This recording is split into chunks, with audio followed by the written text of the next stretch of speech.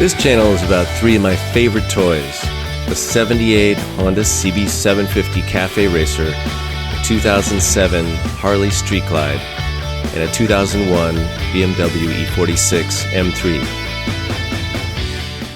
Okay, so I decided to repaint the seat cowl on my cafe seat because when I painted it, it actually turned out pretty well, but I had a tarp hanging on the wall and the wind came up and it blew the tarp right into this area, and I don't know how well you guys can see this on the video, but right in here is it's funky.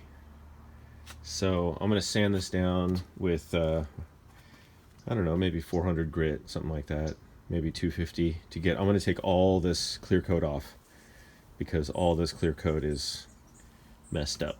So I'm gonna go down to the base and then shoot some more base because it's a metallic finish and you can't really sand a metallic finish. You don't want to sand it, just got to spray it and then do your clear coat. So that's what I'm gonna do. Okay, so this is what I have so far. Looking pretty good. Just doing this outside. It's a nice day. It's actually cool and sunny. So this is the area that was messed up, and I've been, you know, I didn't do another coat of primer, which I probably should have, but instead of doing that, I just did about 5 or 6 coats of the Black Pearl. This is what I'm using. House of Color Shimmer into Black Pearl. Mix it with a little bit of urethane reducer. And I'm going to do like one more coat, I think, and then we're going to clear coat it. Okay, we got some clear coat on, and you know, unfortunately, you paint outside and you end up with little specks flying onto your clear coat. But you know, that's just the way it is. I don't have a paint room. I'm not running a paint business. So I'm going to put one more coat on here, buff this out, you know, let it set up, maybe sand it tomorrow and then buff it out. You know, it's good. It's definitely an improvement. Okay, final stage. I've got the seat, the clear coat, and I took this down to 2500 grit, starting with 1000, 1500, 2000, 2500. So I've got this all sanded.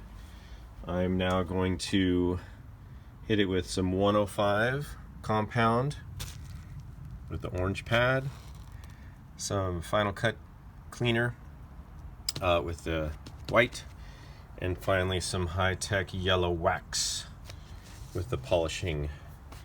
And I'm just going to use this guy, orbital sander, all right, or polisher, and check back in a minute. So here's before.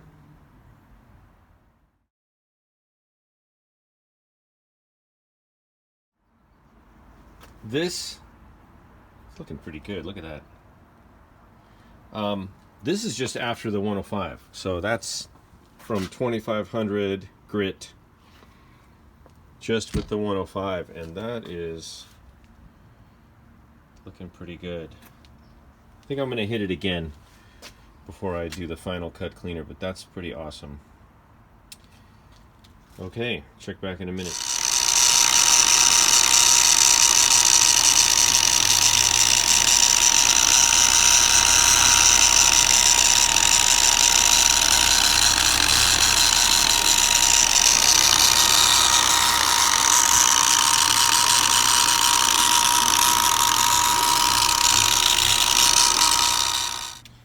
Okay, this is after the Final Cut cleaner.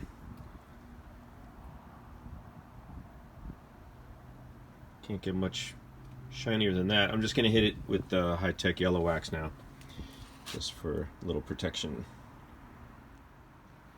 So there's just a little tip. When I ordered some polishing pads, these guys sent me this, you know, the chemical guys, polishing pad cleaner.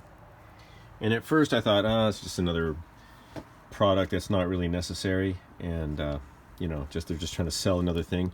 But I gotta say that after using this a few times, I'm a fan because if you spray this on the pad right after you use it, it will basically soften up and melt all that wax that's in there, especially on your pads that you're using for the like rubbing compound and 105 and anything that cuts. It's, you know, it's heavier stuff, and you want to get it out of there and clean this and extend the life of the pads. So I'm gonna say, yeah, good idea. There's the finished product. So this area is all fixed now, and looks pretty good, I think.